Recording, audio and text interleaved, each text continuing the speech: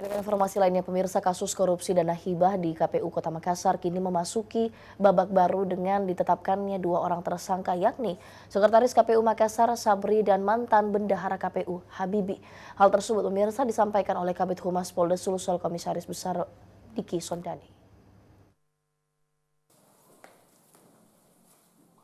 Dua tersangka korupsi dana hibah KPU Kota Makassar, Sekretaris KPU Makassar Sabri dan mantan Bendahara KPU Habibi, kini telah diserahkan ke Kejaksaan Tinggi Sulawesi Selatan pasca ditetapkan tersangka oleh pihak kepolisian daerah Sulsel.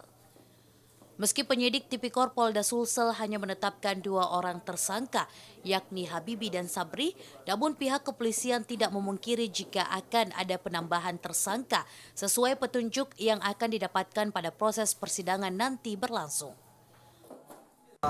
Uang dari KPU, ya, uang KPU masalah itu KPU ya. Jadi sudah tahap kedua, jadi tersangkanya tetap dua orang, yaitu Habibi dan Sabri, ya, Sabri dan Habibi. Ini sudah tahap dua, kita sudah serahkan tersangka dan barang bukti ke kejaksaan. Perwira menengah ini menambahkan penyidik tindak pidana korupsi Direktorat Reserse Kriminal Khusus telah melimpahkan tersangka bersama barang bukti tahap 2 kasus dugaan korupsi dana hibah KPU Kota Makassar. Muhammad Ikrar, Selebes TV.